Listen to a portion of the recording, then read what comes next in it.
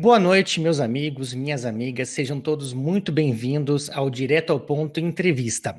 Eu sou Paulo Machado e hoje tenho o grande prazer de trazer aqui no nosso programa um convidado muito especial, não só pela grande admiração que eu tenho por ele, mas por ser um amigo pessoal também.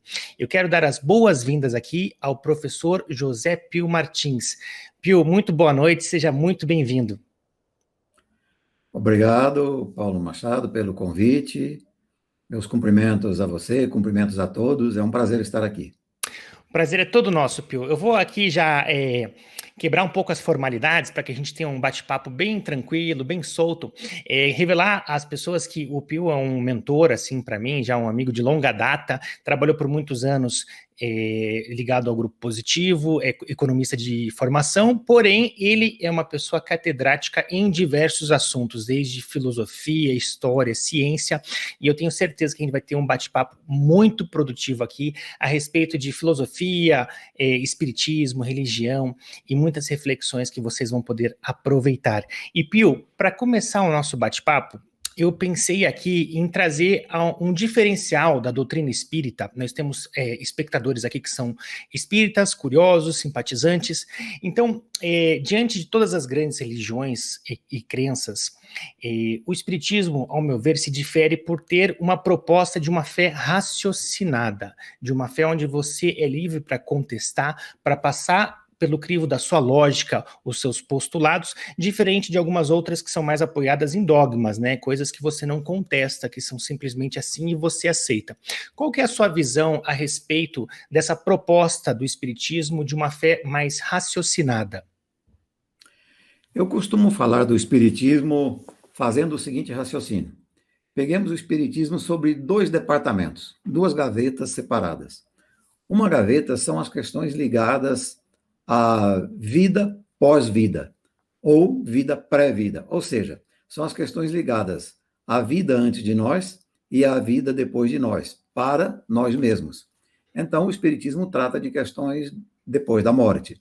Ele trata de reencarnação, ele trata da imortalidade da alma, ele trata, na verdade, das hipóteses da vida depois da morte, enfim, tudo aquilo que nós já conhecemos a respeito da existência espiritual depois da morte. Disse que a matéria perece, mas o espírito persiste, reencarna e vai evoluindo. Esse é um campo, que são esses assuntos ligados ao que é o ser humano, se existe alma, se não existe alma, se existe vida após a morte, se não existe, se existe espírito, para onde ele vai, o que ele faz. Isso várias religiões, várias doutrinas, várias filosofias discutiram. Este é um campo do espiritismo. Há um outro campo, que eu acho muito bonito, que é uma outra gaveta na qual eu gosto de discutir o espiritismo, são as questões ligadas à vida do ser humano aqui na Terra. E é muito interessante porque o ser humano é um animal muito curioso. O ser humano teve uma evolução fisiológica, biológica. Quando você estuda antropologia é o estudo da evolução do ser humano como animal. A antropologia estuda isso. Como é que o ser humano chegou aqui do jeito que ele é? Com essa consistência física, com esse desenvolvimento, liberou as mãos, é um bípede, não é um quadrúpede, né? Então, você tem o estudo do ser humano do ponto de vista de sua evolução física, evolução do corpo, evolução da matéria. E há muito o que falar a respeito disso. Mas o ser humano tem uma coisa muito curiosa. Se você estudar o tamanduá, o coati, a pombinha, a evolução biológica, fisiológica, material dela é perfeitamente compreensível, dá para entender, a ciência hoje já conhece. Mas quem consegue compreender a evolução física do tamanduá, do coati e da pombinha é o ser humano. A própria pombinha não entende, o próprio tamanduá não entende. Então, significa dizer que o ser humano teve essa evolução como todos os outros animais, mas ele teve uma outra. E é muito curiosa. Então, na verdade, o ser humano pode ser analisado sobre três gavetas. Uma gaveta é aquela primeira que eu falei, das questões pré-vida e pós-morte. Existe uma outra gaveta, que é a gaveta do desenvolvimento físico. Isso vale para todos os animais. Mas tem uma outra. Como é que o ser humano foi dotado de linguagem, consciência, inteligência e memória? Do jeito que ele é. Essas variáveis linguagem, consciência, inteligência, memória que o ser humano tem, só ele tem. Há até aquele livro do Yuval Harari, que é aquele famoso escritor, que ele diz o seguinte: houve pelo menos 6 tipos humanos. Um sobreviveu, que é esse que somos nós.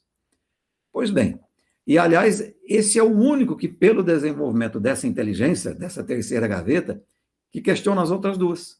É o único animal que questiona sua própria evolução fisiológica e que questiona sua própria vida pós-mortem.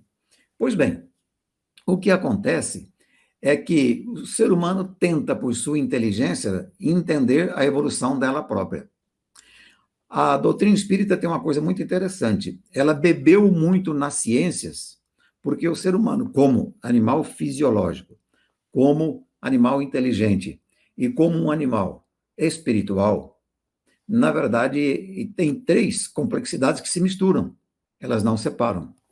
Por exemplo, quando querem explicar de maneira simplificada a filosofia, dizem que a filosofia surgiu basicamente com Sócrates, lá 5, 6 séculos antes de Cristo, quando ele disse o seguinte: o ser humano é o único animal que, pela inteligência, pela memória, pelo raciocínio, pela consciência, é o único animal que sabe que vai morrer. E no momento que o ser humano descobriu que vai morrer, ele sabe, enquanto está vivo, que um dia ele morrerá, estabeleceu-se uma pergunta: como viver? Essa pergunta foi respondida pela própria ciência, pela própria filosofia, mas foi respondida também pelo espiritismo. Tanto é que quando você pega o livro dos espíritos, ele é dividido em partes. A última parte, a terceira parte, é das leis morais. Moral, na verdade, é uma palavra que vem do latim mores, que significa costumes. Ética vem do grego ethos, que significa também costumes. A diferença que se estabelece é que a moral diz respeito à lista de condutas válidas. E a ética é a ciência que estuda por que aquelas condutas são consideradas válidas e outras não são. Então, o ser humano, na verdade, no momento em que descobriu que vai morrer e que adquiriu essa consciência, o Sócrates, filósofo grego, tinha razão. Estabelece uma pergunta: como viver? Uma outra característica também muito curiosa é que os animais nascem quase prontos. O Ortega y Gasset tem uma frase, que também é um filósofo espanhol famoso, que ele diz o seguinte: a vida nos é dada, mas não nos é dada pronta. E o Kant, outro filósofo, que morreu em 1804, perdão, 1860 foi o Schopenhauer, o que ele disse foi o seguinte: o homem é o único animal que precisa ser educado.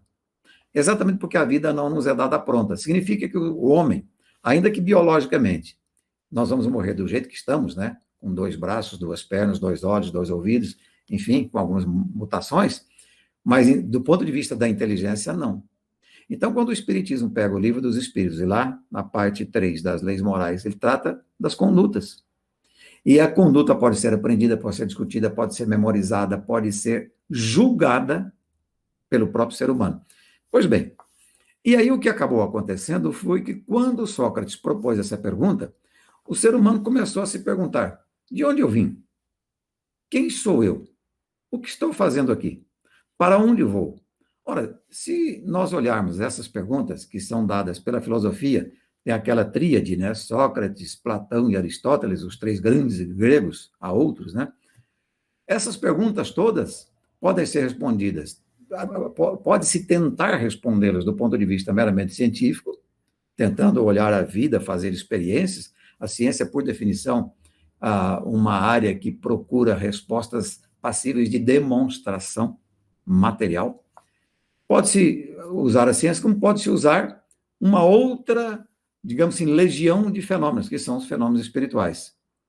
O espiritismo não nasceu por acaso, embora Allan Kardec, Hippolyte Léon Denisard Rivaio, que era um pedagogo, um estudioso, seja o decodificador, que deixou todas essas obras, né, o Livro dos Espíritos, mas, na verdade, o próprio Aristóteles, o próprio Platão, o próprio Sócrates, quando começaram a estudar, eles começaram a concluir que o ser humano, além da matéria, tem essa inteligência, que está ali dentro do cérebro, dentro da consciência, mas que tem algo mais.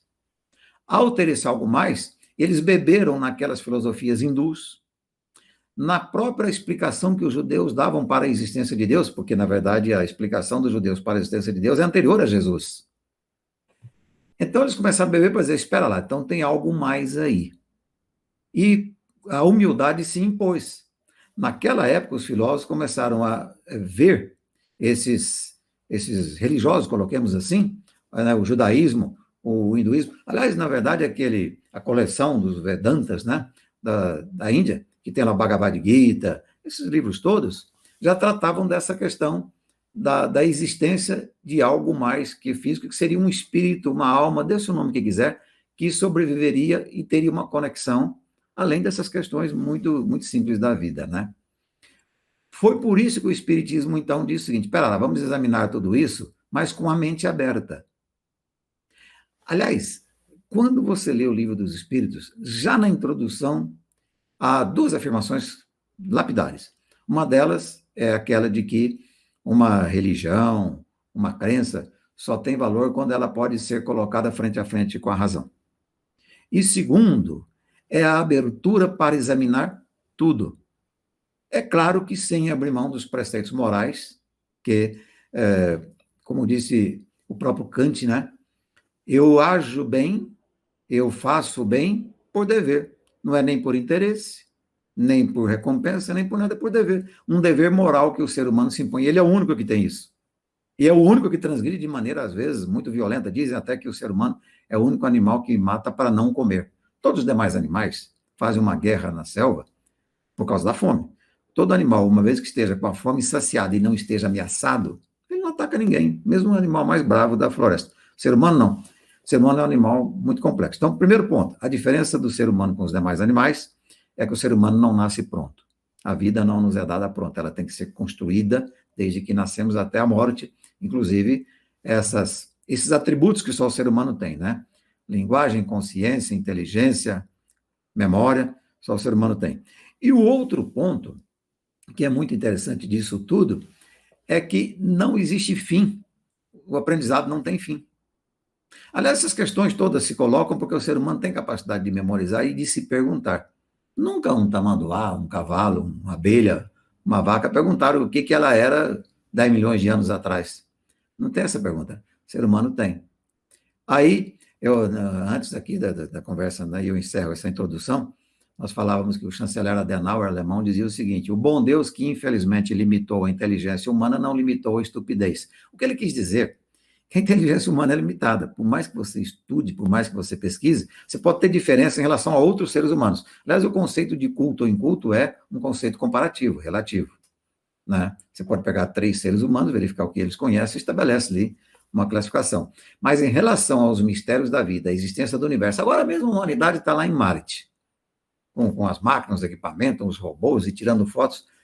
Diante disso, a nossa inteligência, a nossa capacidade de compreensão está tão distante que talvez daqui a 500 mil anos, 1 milhão de anos, o ser humano consiga entender tanta coisa que vão olhar para o passado e dizer assim: nossa, como os humanos do ano 2020 eram bobinhos, né? Eu vou falar pelo microfone da câmera também, não sei porque deu algum conflito agora aqui. Mas, para não perder o fio da meada, então, Pio, você mencionou aí 3 grandes filósofos gregos clássicos, né? Sócrates, Platão e Aristóteles, que viveram ali cerca de 300, 400 anos antes de Cristo, só para as pessoas se situarem também. E eles têm uma relação muito íntima com o espiritismo, né? Foram tidos como precursores do espiritismo, tanto que Sócrates tinha a crença na imortalidade da alma, estava pouco preocupado com o seu corpo físico após a morte, aí ele sabia que era eterno, então ele já detinha uma sabedoria muito grande, né, acerca desses questionamentos que permanecem até hoje, né, você veja quanto a sociedade evoluiu na ciência e na tecnologia desde Sócrates, mas como do ponto de vista filosófico, dos nossos questionamentos internos, a gente permanece ainda com aquelas mesmas dúvidas que eles já se propunham à época, né? Sem dúvida. Agora, uma coisa que é interessante, veja, eu vou falar aqui sem nenhuma bronca de nenhuma religião. Eu nasci, fui batizado, crismado, estudei em colégio de freira na religião católica. Mas o que acontece é o seguinte: a Bíblia, como nós a conhecemos hoje, a Bíblia cristã, é uma Bíblia que foi reformulada no governo do imperador Constantino. Começou no ano 313, aprofundou no ano 325 e, depois de um tempo, ela estava reescrita. E dizem que, na verdade, tem aqueles chamados os evangelhos apócrifos, que foram retirados da Bíblia, que ele reorganizou porque, naquele momento, a Bíblia foi adotada porque o imperador Constantino viu que a religião cristã estava se expandindo, tornou-se interessante politicamente para ele tornar o cristianismo a religião do Império Romano. Pois bem, no momento em que ele fez isso, o problema religioso se tornou um problema político. Uhum. E a reescritura da Bíblia foi empreendida no Império de Constantino. Ela tem coisas maravilhosas, a Bíblia, né? Mas ele reescreveu algumas coisas por encomenda, e dizem que os escritos anteriores, a própria Bíblia cristã, falava da reencarnação.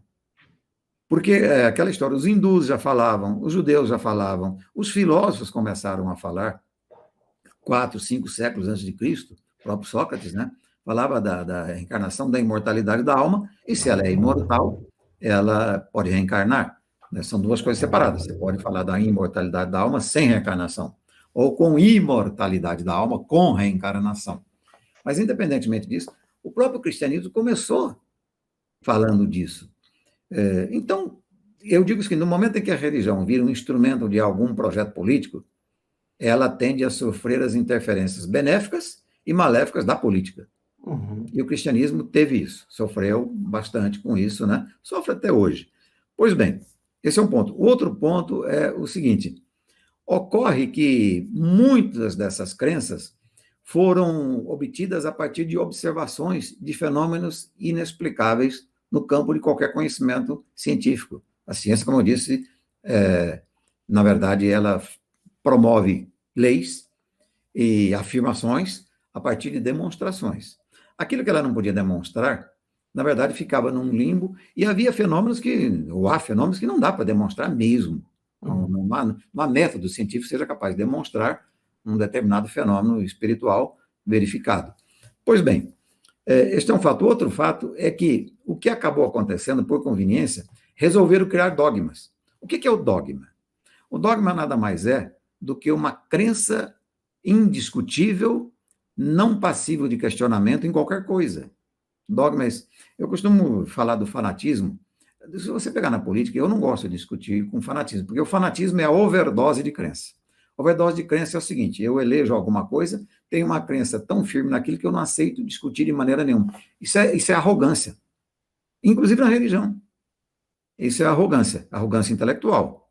Então, eu posso acreditar na imortalidade da alma, posso acreditar na reencarnação, posso não acreditar na existência de espírito, e todas essas crenças devem ser checadas, deve haver humildade intelectual por parte do crente para com a sua afirmação, para com sua crença. Pois bem, quando isso se estabelece, na verdade, o que acaba acontecendo é que você só fica com aquelas crenças que você crê de maneira leve, suave, que fazem bem. Então, a doutrina espírita é talvez a que mais admite questionar suas próprias afirmações. É uma coisa muito curiosa. É que é uma linha tênue também entre essa arrogância que você disse e a fé que as pessoas pregam. Você tem que ter fé, você tem que acreditar, né? Então, é um teste de fé, digamos, e se não questionamento. Mas é uma espécie de paradoxo, né? Porque você também pode ter uma fé plenamente raciocinada, né? Não, e outra coisa, quem diz que a fé tem que ser fanática? É verdade. A fé é uma crença leve, suave e gostosa em algo, sem fanatismo. Uhum. O fanatismo é overdose de crença. A overdose de crença disse que quem ama ou odeia desmedidamente atribui qualidades ou defeitos sobrenaturais aos objetos de seu amor ou de seu ódio. Né? Então, não é assim que o Espiritismo propõe. É uma coisa muito interessante que o Espiritismo é uma doutrina, coloquemos assim, que diz o seguinte: coloque tudo em questionamento, inclusive essa própria afirmação. Quer dizer, inclusive ela própria. Ela não tem a pretensão de dizer, não, eu vou adotar dogmas indiscutíveis para que o maior número de pessoas acreditem naquilo que eu estou afirmando. Não, ela não tem essa pretensão. Essa pretensão ocorre muito quando você politiza uma religião. Se você quer politizar uma religião, quanto maior o número de adeptos, melhor, porque a política vive, até a própria democracia, eu digo, a eleição não é o regime de eleger os melhores, de eleger os mais numerosos. Quem tiver mais votos, elege. Então, aí começam os problemas, né? Aí começam os problemas. Agora, a primeira postura que eu sempre sugiro para qualquer pessoa com quem eu converso, eu falo, escuta, faz o seguinte, inverta a leitura. O próprio Livro dos Espíritos, eu brinco que se eu fosse reescrever, eu escreveria de maneira contrária. A parte 3 eu colocaria no começo. Das leis morais. Você tem da lei do trabalho, da lei da liberdade, você tem tudo da lei do amor, da caridade, tudo isso. Porque isso são regras de conduta aqui. E essas regras de conduta são boas em si, fazem bem ao ser humano. Um dia alguém me perguntou, escuta, se eu não acreditar em Deus, não acreditar em vida após a morte, por que eu devo ser moral? Falei, porque você vai se sentir melhor. Aliás, o Abraham Lincoln, presidente norte-americano, morreu em 1865, né? O Abraham Lincoln era espírita. O Abraham Lincoln era espírita, e um dia perguntaram para ele qual era a regra dele para a sua conduta moral. Ele disse o seguinte, se faço mal, me sinto mal, se faço bem, me sinto bem. Ponto. É como se fosse um chip que Deus tivesse implantado na nossa consciência. Você não precisa de mais nada. Porque o ser humano que precisa de justificativas altamente especiais e depois da morte para um ato de bondade, um ato moralmente correto, significa dizer o seguinte, ele não tem convicção. Deste ponto, o filósofo Kant foi fantástico. Para ele, o ato moral é o ato desinteressado de qualquer coisa, de interesse material, de interesse econômico e de interesse, inclusive, da salvação. Eu ajo bem, não é pensando em salvar minha alma. Eu ajo bem porque eu me sinto bem. Para mim, essa definição do Abraham Lincoln é a melhor. Se faço mal, me sinto mal. Se faço bem, me sinto bem. E o ser humano tem essa capacidade de sentir mal com o mal e bem com o bem. Por quê? De onde vem isso? Aí dá um estudo interessante. Porque, como eu disse, não é a evolução biológica dele que responde a essa questão. E não é a evolução também da mera inteligência cognitiva. É a evolução da inteligência espiritual dele. Agora, por que o ser humano evoluiu dessa maneira? Aí que começam as bonitas discussões. O espiritismo é muito bonito por isso, porque como o ser humano... Se você pensar bem, há registros no mundo com 5.500 anos. Vamos mais longe. 10 mil anos para trás já não tem mais registro. É muito difícil. Ora, 10 mil anos em termos da história, você tem aí, outro dia apareceu uma senhora aí de 119 anos. 10 mil anos para quem tem 119 anos é um conjunto de gerações muito pequeno. É um número de gerações muito pequeno. Para um mundo que é o que é, o universo sendo o que é muito pouco. Então, na verdade, tudo isso impõe humildade. Sim. Por isso que eu brinco, eu falo, o sujeito que não é humilde é um arrogante. Arrogante do ponto de vista de sua própria existência. E é uma arrogância meio estúpida, porque nós não temos elementos para justificar a nossa falta de humildade diante do mistério da vida e do mistério do universo. Eu diria até, acrescentaria, é um ignorante, na verdade, né? Porque Sócrates, por exemplo, um dos maiores pensadores da história da humanidade, teve a sua máxima, né? Só sei que nada sei. O arrogante acha que sabe muito e o sábio verdadeiro, ele tem consciência do quanto ele não sabe diante da grandeza do universo, das coisas que a nossa mente é muito limitada, né, Pio? Mas você falou um ponto importante a respeito de dogmas. Você sabe que eu tenho amigos evangélicos e a gente conversa numa boa. É um tema, religião, futebol e política, diz que não se discute, né? Eu gosto de discutir desde que haja ali uma arena favorável a um diálogo amistoso, fraterno, e eu gosto muito. E daí as pessoas me perguntavam assim, mas você é espírita ou você é cristão? Eu falei, por que eu não posso ser os dois? Porque, segundo eles, né, aí entra uma questão conceitual do que é ser cristão, porque do ponto de vista moral, o espiritismo é totalmente cristão. Toda a moral espírita se apoia na figura de Jesus e no cristianismo. Porém, aí entra a questão do dogma. Segundo eles, cristão é aquele que aceita Jesus como seu único salvador, como a encarnação do Deus vivo na Terra, e que você é salvo não pelas suas obras, mas pela graça de Cristo. Então aí você já começou a dividir um pouco as coisas. Mas eu me considero até hoje cristão e espírita, porque o Evangelho segundo o Espiritismo fala isso, o verdadeiro espírita e o verdadeiro cristão são a mesma pessoa, mas há essa diferença diante de outras óticas aí, de outras religiões, de que não, você só é cristão se você aceita tais dogmas relacionados a Cristo. E como é que você... E o Espiritismo vem justamente contestar isso, né? Você mencionou a frase de Kardec ali, que fé inabalável somente aquela que pode confrontar a razão e a ciência face a face, e ele ainda adicionou, né, em qualquer tempo, em qualquer época da humanidade. Então ele tinha essa convicção de princípios atemporais. Mas ainda assim, há essa, muitas vezes, achar que o espiritismo não tem nada a ver com o cristianismo quando são intimamente ligados, né? Não, aí é uma confusão que se estabelece. Porque é o seguinte, vamos admitir que você tenha um conjunto de conhecimentos e de informações e de regras e de princípios e de leis religiosas do cristianismo e um outro conjunto do espiritismo. Na verdade, existe aqui uma faixa em que as regras e os conhecimentos e as crenças e os princípios são os mesmos. Aliás, em relação às próprias leis morais. Em relação às leis morais, a doutrina cristã e a doutrina espírita é praticamente a mesma.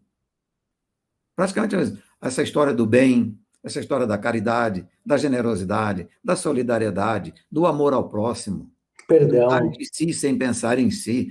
Tudo isso tem ali uma zona de interseção muito grande. A rigor, se você pegar os 5, 6 dogmas do cristianismo e os 5, 6 dogmas do cristianismo, do espiritismo, você só tem essencialmente duas diferenças.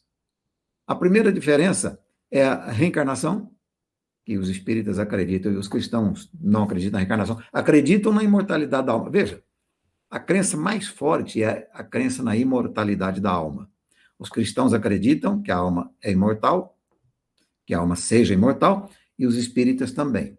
Os espíritas dizem que ela reencarna, os cristãos não. Então, na verdade, existe ali uma diferença só em relação à reencarnação. A segunda diferença é com relação a um fenômeno até que eu diria não é tão relevante para criar uma oposição, que é a mediunidade. Os cristãos não aceitam essa história de que alguém aqui possa psicografar uma mensagem vindo de um espírito que desencarnou.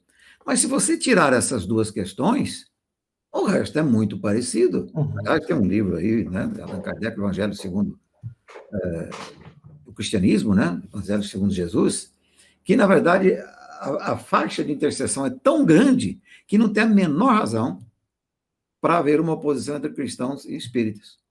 Porque esses dois pontos são, na verdade, insuficientes para, digamos assim, colocar em oposição as duas... Tantos pontos em comuns que existem. Né? Exatamente, os pontos em comuns. E uma outra coisa muito interessante que eu volto a insistir.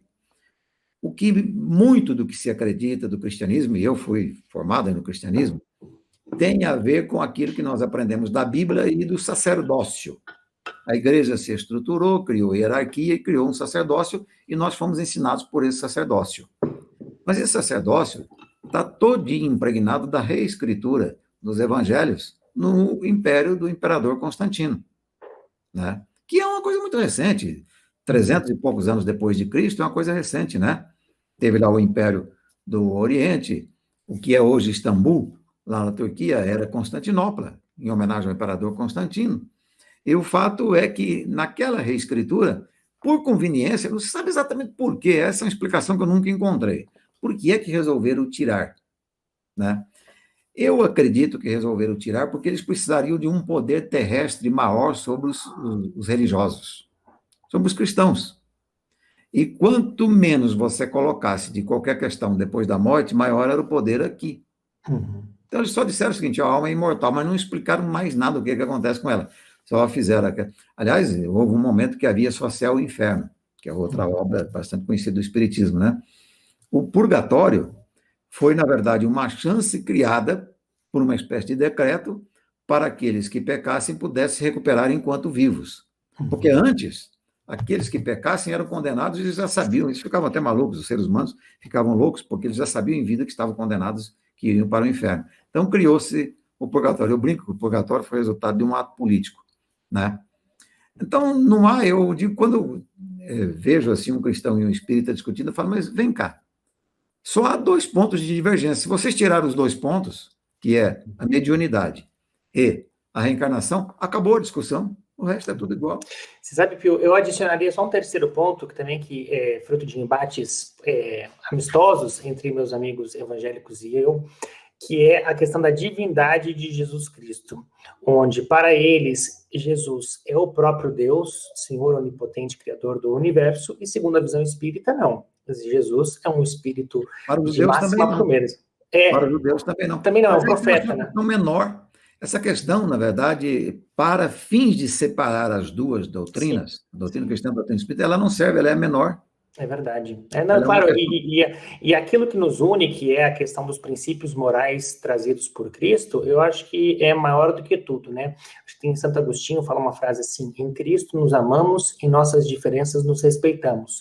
Então, até porque o Espiritismo não tem esse caráter proselitista também de querer converter ninguém, que é uma outra particularidade também, né? E uma coisa interessante que eu assisti uma vez a uma palestra do Divaldo Franco explicando essa questão do rompimento com o reencarnacionismo dentro da igreja. Teria sido por causa da esposa Teodora do imperador Justiniano. Ele tinha uma esposa que era uma ex-meretriz. E ela foi provocada certa vez ali pelas meretrizes da corte, dizendo que ser meretriz era algo louvável, porque até mesmo a imperatriz era uma de vida passada com essa vida.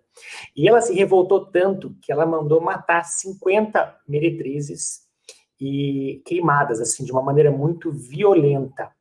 E, segundo a doutrina da época reencarnacionista, ela teria que voltar 50 vezes para pagar por esse grande delito que ela teria cometido. Então, ela, como era muito influenciava muito o seu marido, o imperador Justiniano, teve essa influência sobre ele, manipulou de modo a ele reescrever ali esse dogma, e a partir dali não haveria mais, porque ela não queria voltar para ter que pagar por essa atrocidade. Mas isso daí tem que ser levado também, eu assisti uma palestra, é muito difícil a gente comprovar e ter, assim, certeza absoluta dessas coisas, né? Mas é uma explicação que tem lógica, e até mesmo você mesmo explicou, né? 300 anos depois de Cristo, ali, quando foi reescrito, quando foi definido quais evangelhos fariam parte ou não da Bíblia, você veja, sem os meios de comunicação que nós temos hoje, a época, tudo muito primitivo, a gente conta uma fofoca aqui, ó, entre nós, daqui a pouco já sai essa fofoca de um outro jeito, já sai em 2, 3 dias, já muda toda a história. Imagina aquela época, 300 anos depois, o que coloca, o que não coloca, o que eles relataram, o que aconteceu, o que não aconteceu. Mas, independentemente disso, a gente estava conversando de um ponto interessante, que o Espiritismo, digamos, está aberto para todo questionamento, e se você pegar algumas questões na Bíblia, se você começar, tem alguns pontos ali que se você questionar, realmente fica difícil explicar. E eu vou dar um exemplo aqui, queria saber o que você acha a respeito, também que foi o fruto de uma outra conversa que eu tive com esses amigos. Eu tenho, Pio, um irmão mais velho, que seria que foi o primogênito da minha mãe, seria o meu irmão mais velho, porém, ele nasceu, ficou alguns dias vivo e morreu. Assim, Fernando Antônio, seria o meu irmão mais velho. Então, ele teve alguns dias de vida. E o que acontece com a alma do meu irmão, segundo a doutrina católica ou evangélica? O que ele fez para merecer o céu? Nada. Porque se só tem essa vida, não tem reencarnação, então ele nasceu, teve poucos dias, morreu. Se ele for para o céu, seria uma grande injustiça, entre aspas, porque daí ele teria feito o melhor negócio da vida dele. Ele veio, ficou algumas horas aqui e ganhou a eternidade no paraíso. Então, seria ilógico, porque ele não teria esse mérito para conquistar isso. Por outro lado, também não seria justo mandá-lo ao inferno, porque ele nada fez de ruim também para merecer uma punição eterna, que é uma outra diferença também, né? O Espiritismo não crê nesse fogo eterno do inferno. E, ao mesmo tempo, existe a questão do purgatório, mas daí como é que você sai? Mas, assim, a reencarnação explica de uma maneira muito lógica o propósito da vida do meu irmão, que ele já teve outras vidas, ele vai ter outras, isso aqui foi uma etapa de uma existência muito maior. Enquanto que, se você questionar isso, apoiado nos dogmas católicos e evangélicos, você não consegue achar uma explicação lógica para isso. Ou porque, por exemplo, uma criança nasce totalmente atrofiada, ou deformada, ou privada das suas faculdades intelectuais, morais, enfim. Como é que você enxerga esses pontos, assim, onde você acaba meio que encurralando, às vezes, assim, o próprio padre ou o próprio pastor? E, na verdade, no Espiritismo não há muito disso, né? Eu já tentei, assim, cutucar também, e as únicas explicações, assim, quer dizer, falta de explicação que eu entendo, são coisas relacionadas à nossa própria incapacidade, porque nossas faculdades são muito limitadas para compreender o infinito, para compreender mundos superiores e outras coisas que fazem sentido.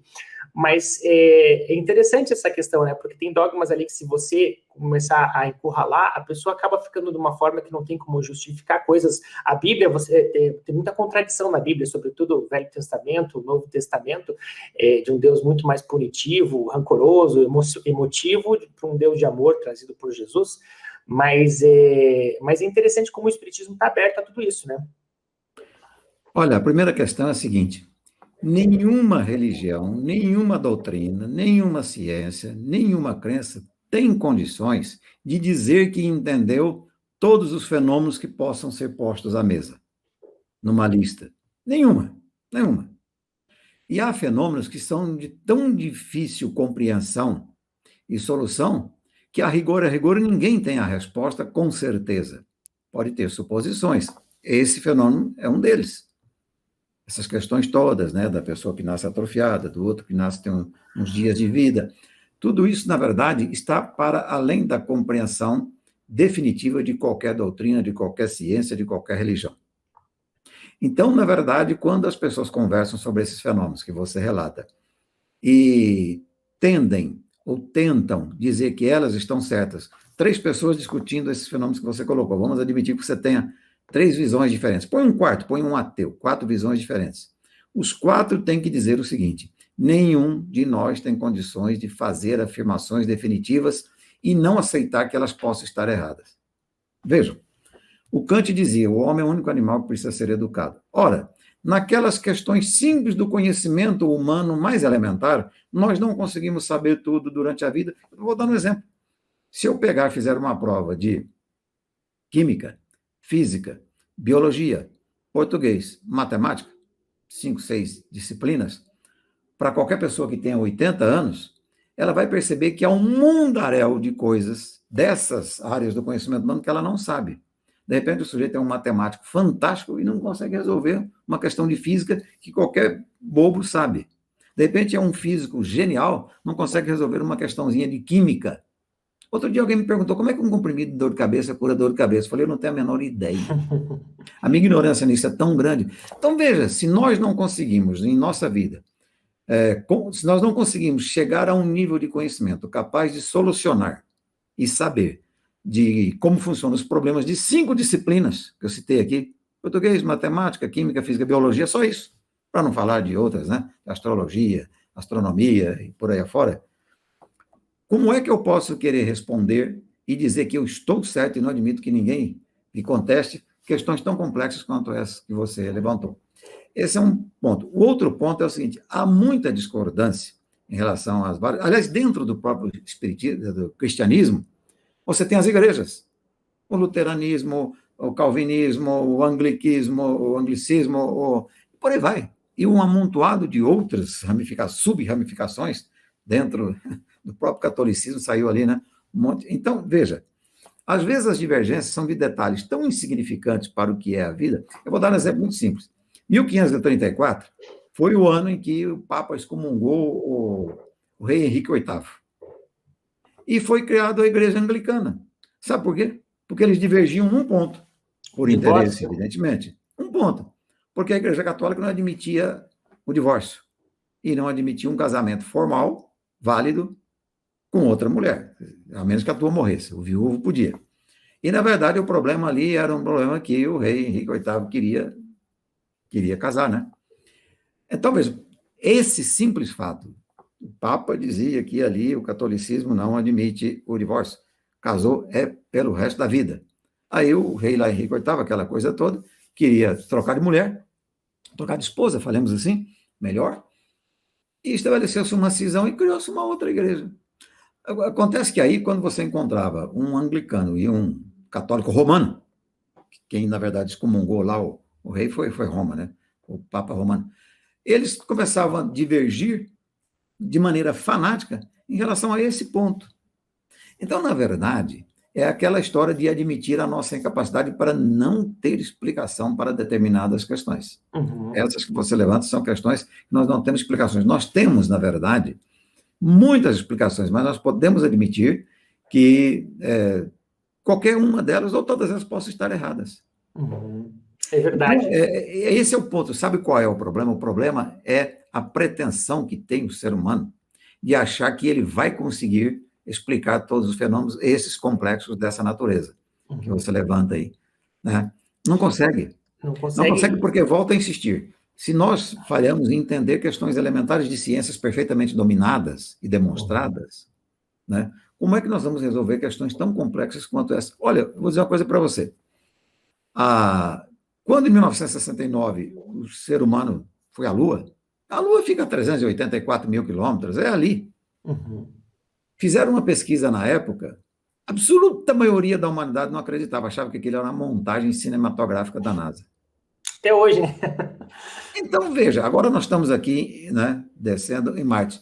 Então, querer achar que nós teremos respostas para questões tão complexas como essa que você levanta, é muita pretensão. Aliás, eu costumo dizer que o envelhecimento físico do corpo, o avançar da idade, tem que trazer algumas vantagens para o ser humano. Hoje eu fui numa reunião aí, e eu falei para eles, olha, um rapaz lá falou assim, professor Pio, eu queria discordar de um ponto seu aqui, queria pedir desculpa. Eu falei, não precisa pedir desculpa, porque é o seguinte, uma das vantagens de envelhecer é que você perde a pretensão da perfeição. Como eu não tenho a pretensão de ser perfeito, qualquer coisa que eu diga pode ser colocada em xeque. Então, não precisa pedir desculpa não por discordar de mim, né? Porque se eu tiver que discordar de você numa questão como essa, não vou pedir desculpa, não. Você não é perfeito. E nós estamos falando de ciências da Terra, de conhecimentos aqui do nosso cotidiano, coisas simples que nós dominamos aqui, né? De economia, enfim, como Quanto mais fritar um questões ovo. espirituais, questões Agora, essas questões do questões cosmos. enormes, né? De reencarnação, de imortalidade da alma, de sobrevivência de espíritos, são tão complexos que nós temos que admitir, sim, que alguém terá ideia diferente. E tem mais um detalhe: se você perceber bem, tudo que você falou aí pode ser feito em forma de pergunta e dúvida, porque é muito complexo. É muito. Aliás, talvez a beleza da vida seja exatamente o seguinte: o ser humano evoluiu tanto, e quanto mais ele evoluiu, mais dúvidas ele descobriu. É Porque verdade. muita gente pensa que evoluir é descobrir verdades, descobrir Não, conhecimentos, é verdade. descobrir certezas. Eu digo, evoluir é descobrir mais dúvidas, Mais mais dúvidas, dúvidas. mais dúvidas e mais dúvidas, ao lado, evidentemente, de descobrir muitos conhecimentos e muitas verdades aqui da Terra, né? Que a gente volta, né, àquela questão de Sócrates mesmo. Quanto mais eu aprendo, mais eu tomo consciência do tamanho da minha ignorância, né? Então, por isso que só sei que nada sei. E falando sobre o só sei que nada sei, afirmando certeza diante de dúvidas tão de coisas que podem ser colocadas em xeque, como você colocou, quais são algumas certezas, Pio, que a gente pode ter e a partir de alguma certeza, porque o ser humano tem, eu acho que essa necessidade de se apoiar, de alguma segurança, de alguma certeza para continuar, né, vivendo. Tudo, na verdade, o Kant mesmo, né? Tudo passa pelo filtro dos nossos sentidos, os nossos sentidos podem estar nos enganando, uma série de coisas. Tem aquele filme Matrix também, que fez muito sucesso, a gente pode estar vivendo uma realidade ali, tá todo mundo num casulo agora, com a mente sendo utilizado só a mente, mas o seu corpo adormecido. Mas eu penso assim, olha, uma certeza existe algo em vez do nada. O universo existe, eu existo, você existe, nós existimos, ou pelo menos eu percebo a nossa existência. Se existe algo além do nada, eu queria puxar um princípio que é a base do espiritismo também, que é a lei de causa e efeito. Se o efeito é que algo existe ao invés do nada, logo esse efeito deve ter uma causa anterior. Eu até hoje tentei de várias maneiras quebrar essa lei de causa e efeito, tentar descobrir algum efeito sem uma causa anterior, até hoje não consegui, porque acho que realmente começa a dar um nó no cérebro, foge à nossa razão, a nossa limitação mesmo, né? Mas se a gente pensar assim, voltando a causa, a definição de Deus, segundo o Espiritismo, causa primária de todas as coisas, se o universo existe ao invés do nada, isso quer dizer que houve uma causa ou algo inteligente. Você que já teve contato com vários ateus, qual que é a visão dos ateus ou do ateísmo em relação ao surgimento do universo, dessa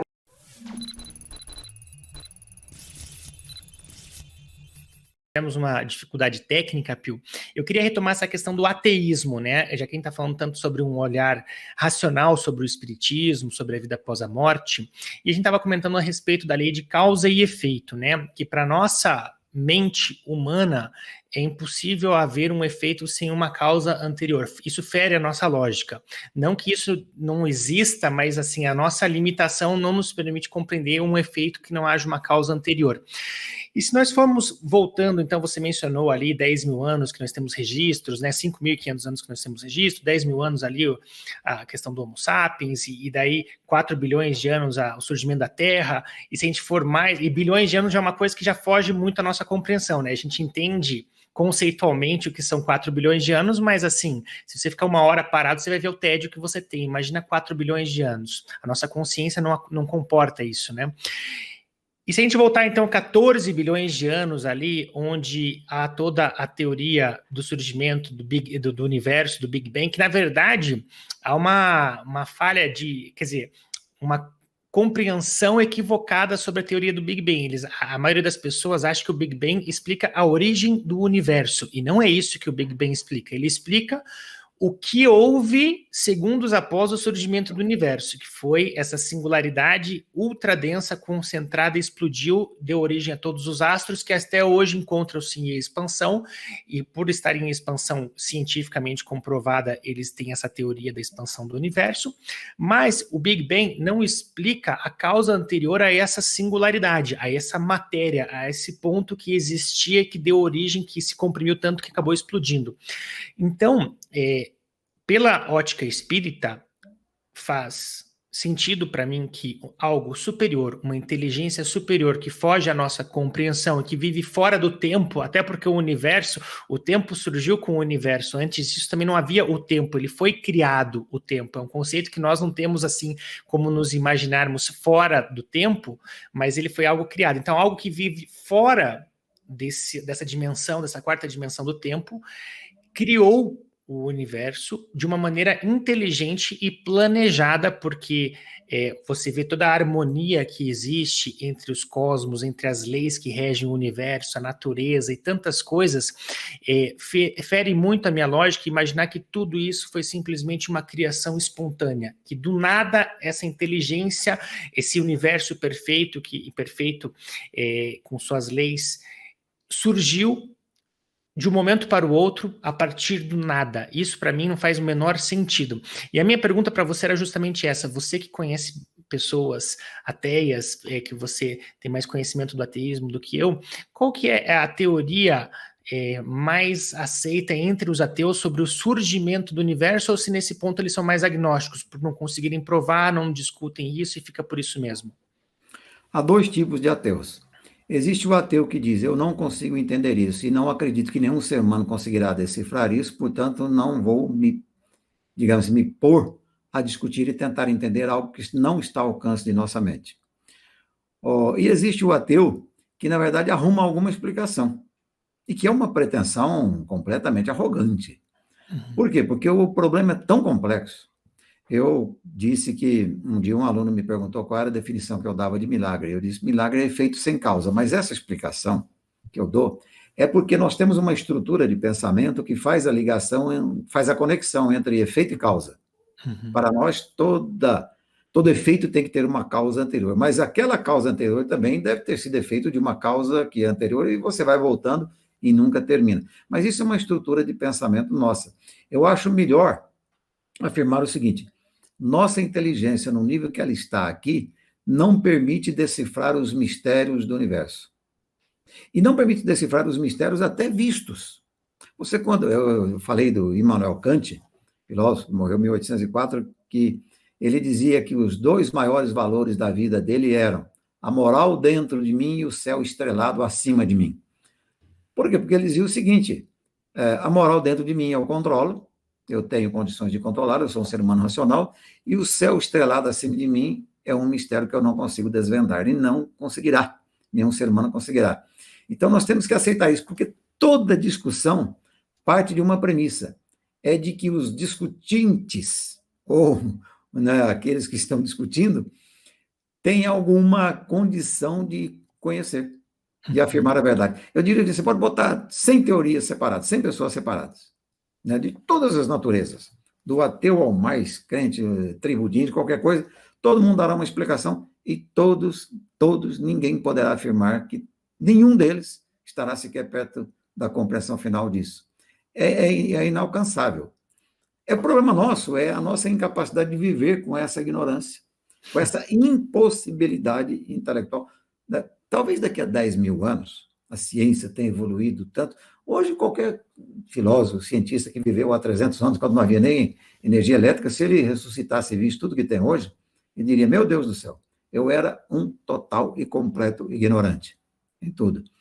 Então, é um pouco isso. Eu acho que dá para debater, dá para levantar hipóteses, aquela coisa toda, a partir do que nós conhecemos. Se você observar todas essas explicações, Big Bang, explosão, tudo isso parte daquilo que nós conhecemos da teoria dos gases, teorias do tempo, teoria do ar, teoria do oxigênio, do hidrogênio, tudo em função do que nós conhecemos. Então, eu confesso a você que um dia eu me desprendi da pretensão de sequer achar que eu possa compreender essas coisas. Então, eu discuto isso assim, sem menor preocupação que esteja certo, e também tem um detalhe, ninguém vai me convencer de que está certo de coisa alguma, porque não está ao nosso alcance. Falta essa humildade, né, de compreender as nossas limitações. Mas você sabe, Pio, essa inquietude é algo positivo também que nos faz, né, questionar e avançar. Sim. Não, a discussão é boa. A inquietude é boa. E outra mas coisa... é a mesma inquietude que leva o ser humano, em 250 anos, sair. Quando você pega o Karl Marx, né, que fez toda essa análise aí, o Karl Marx não conhecia o telefone, não conhecia a máquina de escrever, entendeu? Não conheceu o rádio, não conheceu o automóvel. Até conheceu, porque ele morreu em 1883, então ali já tinha alguma coisa, mas não conheceu nada. Então, pera lá, tudo tem que ser analisado no contexto. Não precisa ir longe, 50 anos aí, depois da Segunda Guerra Mundial, quanta coisa que a humanidade inventou, então... E como essa evolução é exponencial, né? Nós não temos a menor noção do que será.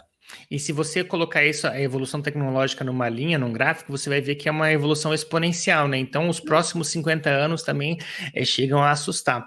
Mas você sabe que isso de buscar explicação, você pode até não concordar ou concordar, mas pelo menos existe uma explicação, que nem no espiritismo. Então, há uma causa primária, que é uma inteligência superior, que criou tudo isso que nós acreditamos.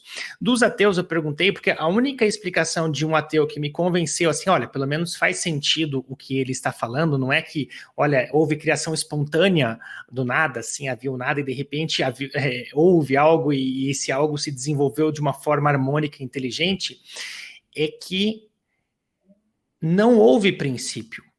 O princípio é uma concepção nossa, mas o universo ele pode ser infinitamente anterior a tudo que a gente imagina. Então, um infinito no passado. É a mesma história do efeito e causa. Por isso que eu digo para mim, toda explicação é muito leve e sem muita importância. É bom discutir, é bom para exercitar o cérebro, exercitar os neurônios aí, mas para mim é absolutamente impossível achar que alguém encontrou a resposta. E você sabe, Pio, chegando na parte final aqui também, para não estender muito tempo, você vê, o Pio, uma pessoa já com maturidade, com tanto conhecimento, cheio de dúvidas, e eu vejo hoje muitos jovens de 17 anos cheios de certezas, né, Pio? Tá certo que essa arrogância da juventude... Mas quanto mais ignorante, mais certeza a pessoa tem.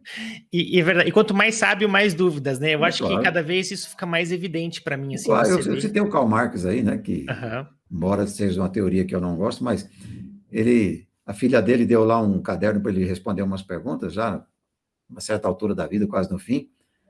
Ela perguntou para ele qual era o maior patrimônio da vida dele. Ele respondeu, meu maior patrimônio é a dúvida.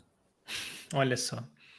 É verdade. E a gente perdeu um pouco, né? Até porque, Pio, isso sai do campo racional e mexe muito com as nossas emoções, né? Hoje você vê discussões políticas, ideológicas aí, que a pessoa não admite... Aliás, Paulinho, um recado para jovem. Não há nada mais arrogante em um jovem do que ele se apresentar cheio de certezas. É verdade. Mas parece que é uma lei natural da vida, né? Conforme a gente é jovem, a gente é idealizador, a gente tá cheio de convicção, e conforme a gente vai tomando as marretadas da vida, a gente vai aprendendo, vai amadurecendo, né? Aliás, uma das consequências da evolução intelectual é aprender que suas certezas não eram certezas. Era apenas um cacuete seu. E você vê, mas e daí quando você adentra no território da fé, isso é complicado, né? Porque se você pegar assim um evangélico convicto, um católico convicto, ou um muçulmano convicto, assim, tem coisa. Olha, eu posso aqui mudar, por exemplo, eu sou capitalista, posso virar socialista. Apesar de não conseguir conceber isso, estou aberto a isso.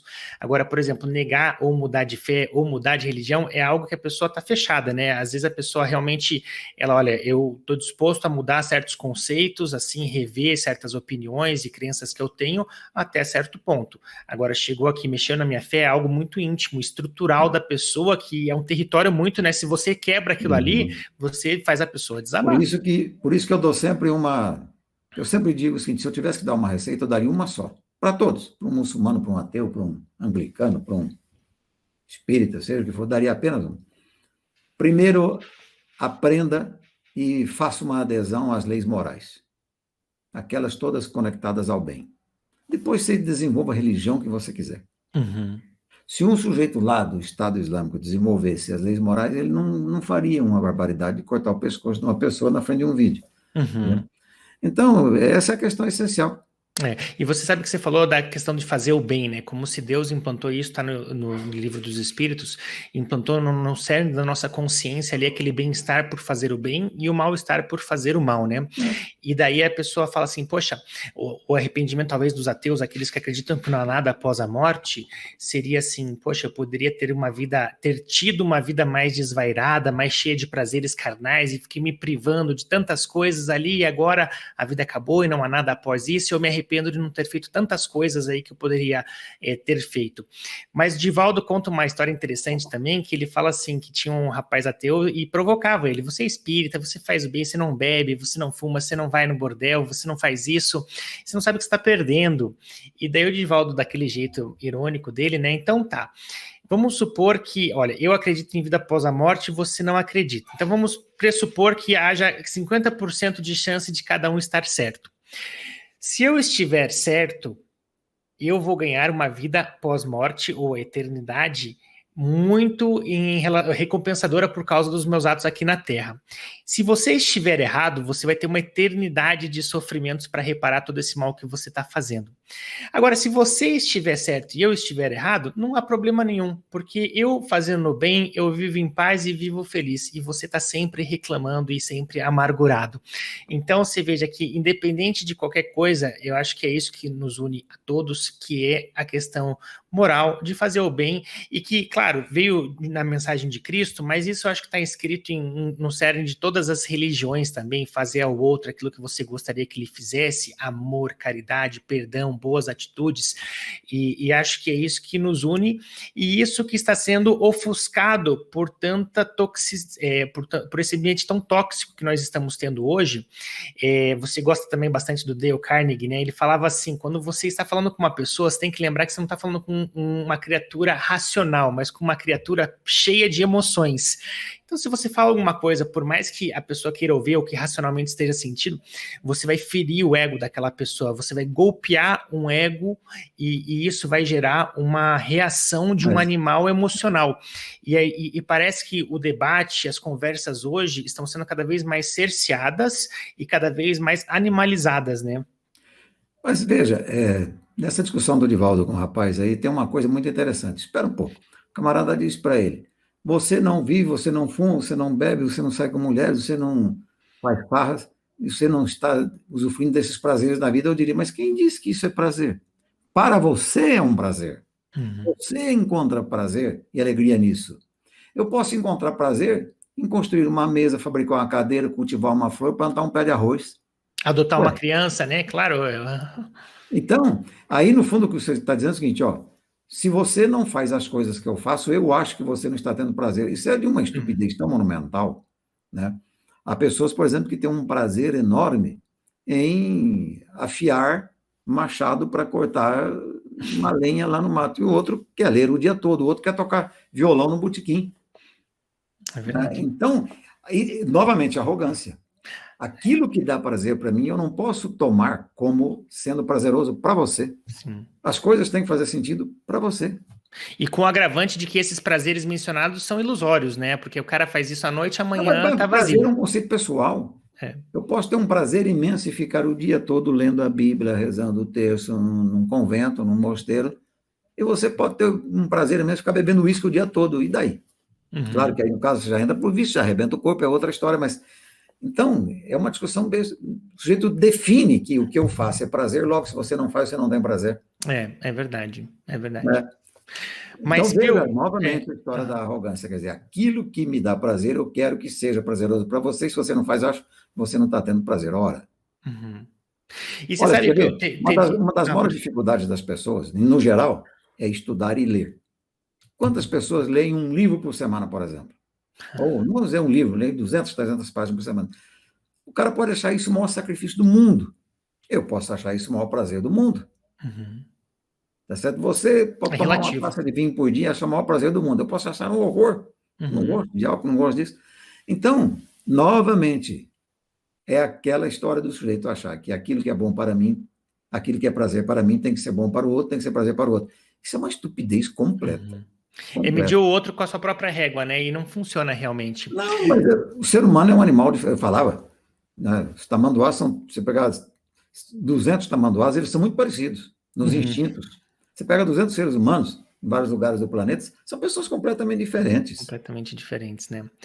Para o bem e para o mal são os únicos que se Claro. questionam, que pensam no amanhã, que pensam em vida após a É morte. claro que existe uma coisa que você pode pregar, né? Que você diz, é possível que se você for um sujeito normal, você vai ter prazer no bem.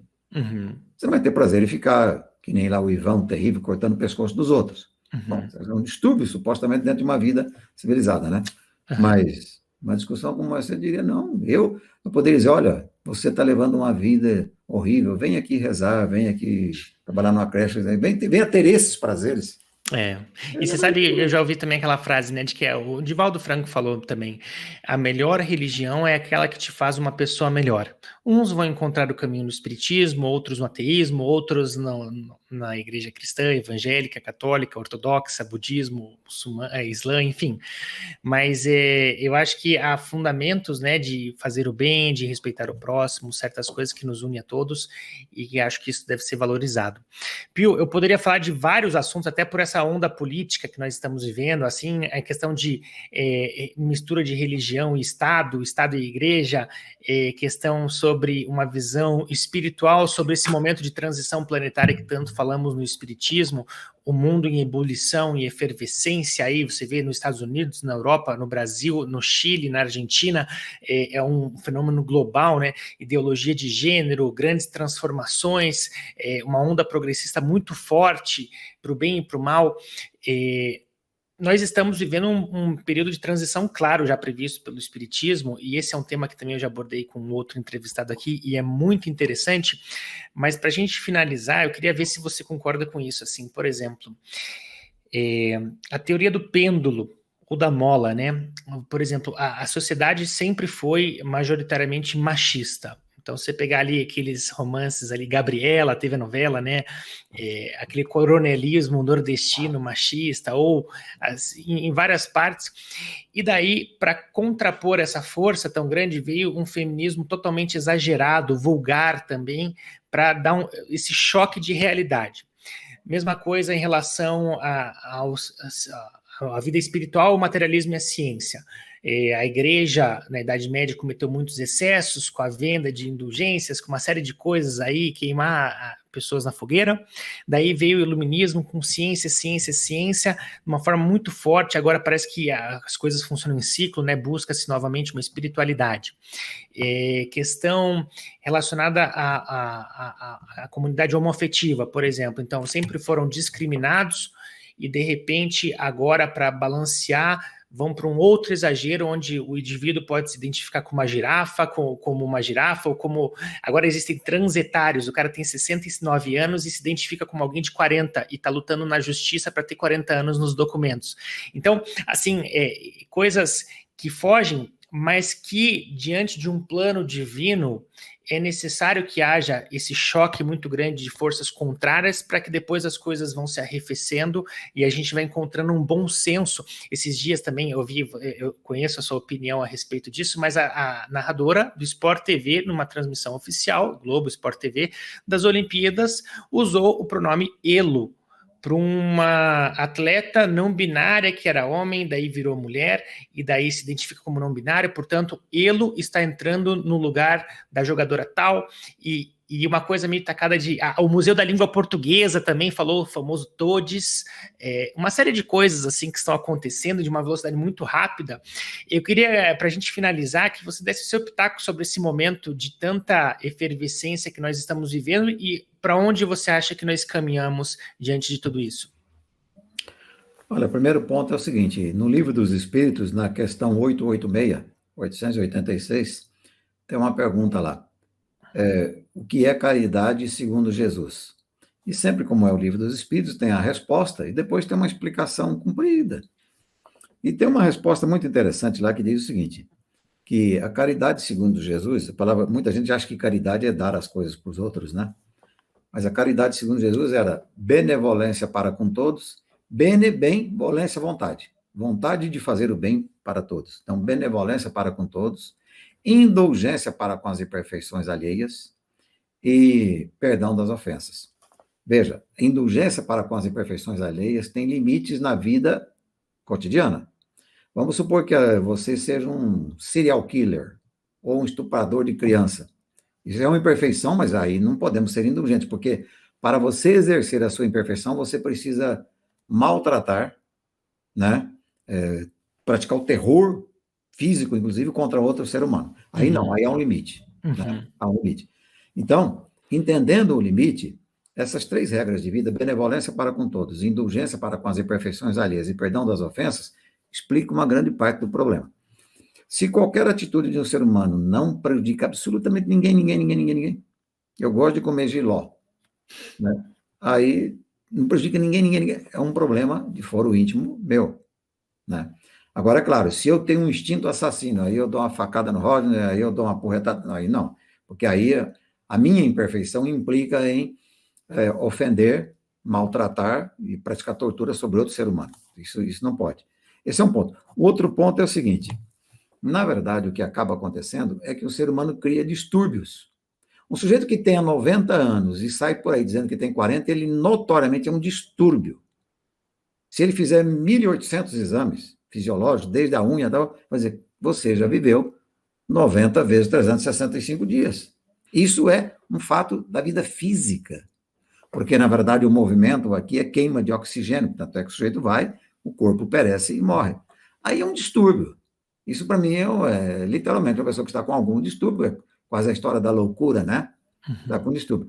O resto é um amontoado de bobagem. Esse negócio do ele, é porque a língua portuguesa foi estruturada dessa maneira, a língua é um código de sons, e criou-se essa coisa toda. Ora, é possível que lá no passado, se tivessem pensado, tivessem feito uma língua, né, que masculino e feminino não teria distinção. Todo mundo chamaria ele, pode ser homem, pode ser mulher, não teria o e a. Então, na verdade, isso foi uma confusão que o ser humano criou no momento em que ele adotou uma linguagem, símbolos, e esses símbolos começaram a se chocar com determinadas situações sociais. Né? E isso vai se resolver. Aliás, é muito curioso, né? Porque o inglês, por exemplo, você tem um único artigo definido que é o de. Ele vale para o, a, os, as. Né? Já resolveu parte do problema. Né? E lá você tem o meio e o femeio. Então, cachorro, mas ainda assim, nos Estados Unidos, eles estão inventando pronomes também para aqueles que são não binários. Mas é porque, na verdade, eles resolveram essa neutralidade parcialmente. E muita gente acha ruim, porque quando você não tem a neutralidade, você define o masculino e o feminino, macho e fêmea, né?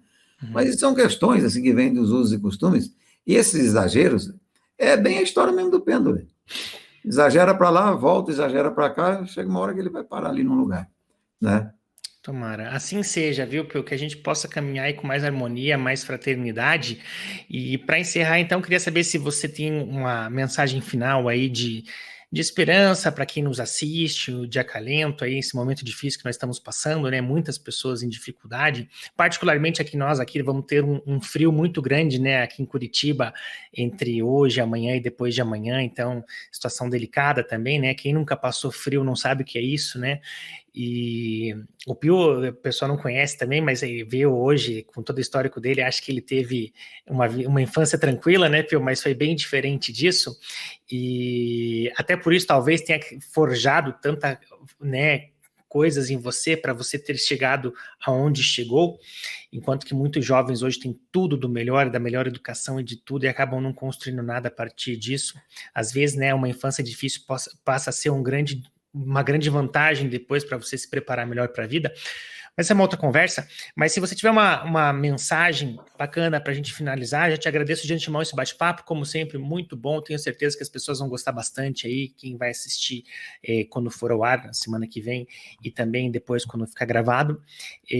Abro aí a palavra, se você quiser deixar também algum contato, algum lugar para as pessoas que também quiserem conhecer mais o seu trabalho, na Gazeta, na CBN, ou nos veículos que você atua.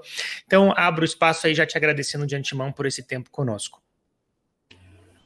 Olha, o Viktor Frankl, famoso psiquiatra, psicólogo, médico, que morreu em 1997. O Viktor Frankl é aquele sujeito que foi lá preso em campo de concentração, perdeu família, perdeu bens, perdeu tudo, né? Ficou em 4 campos de concentração e se safou. A guerra acabou em 1945, ele se safou, viveu até 1997. E o Viktor Frankl, então, tem aquele livro fantástico dele chamado Em Busca de Sentido, a tal da logoterapia. Logo é sentido, terapia é terapia do sentido da vida. Então ele diz o seguinte: se você tem uma vida que tem sentido, a existência do sentido é a sua própria terapia. Mas eu iria mais longe.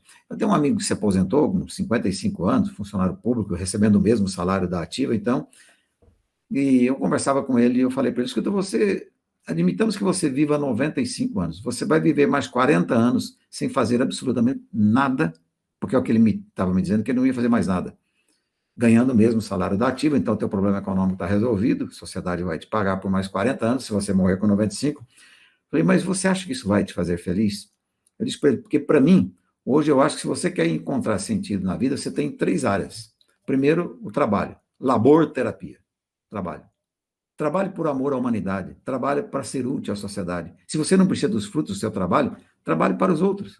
Aliás, no Livro dos Espíritos está definido: trabalho é toda ocupação útil. Não fala toda ocupação remunerada, toda ocupação útil, né?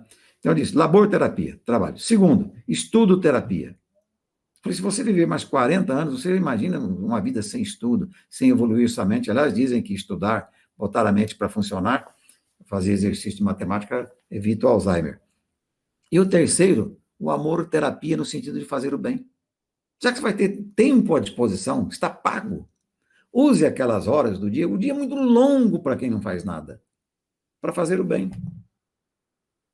Para fazer o bem. Inclusive para combater a solidão, e aí tem aquela frase que o Divaldo Franco repete muito por aí, né? Que não é solitário quem é solidário. Porque a pessoa com 55 anos que não faz absolutamente nada, vai ficar o dia inteiro passeando em shopping center, né?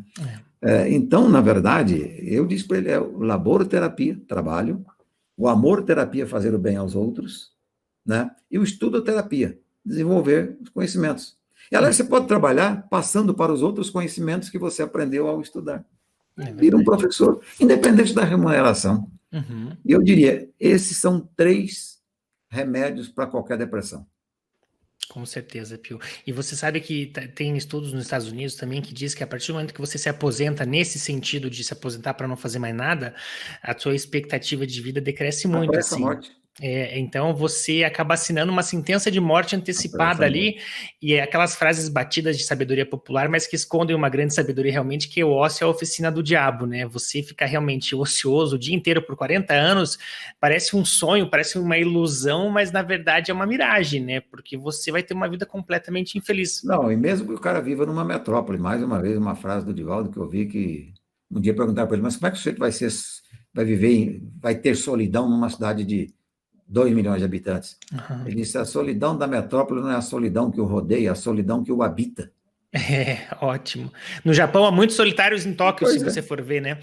E o Divaldo, né, que para o pessoal que conhece, 93 anos, trabalhando até hoje, né? Se Deus quiser, enquanto estiver em condições, pretendo trabalhar até o fim dos... Claro, eu posso não trabalhar no mesmo ritmo dos 30 aos 50, 60 do que dos 70 aos 90, mas sempre buscando ter um projeto de vida, né? Acordar com um projeto de vida, com um sonho para algo, para caminhar em direção a isso, senão sua vida fica aí vazia.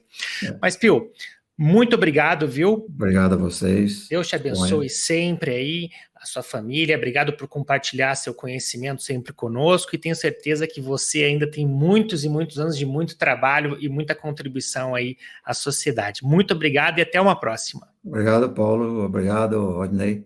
Tudo de bom e disponha. Grande abraço. Valeu, um abraço.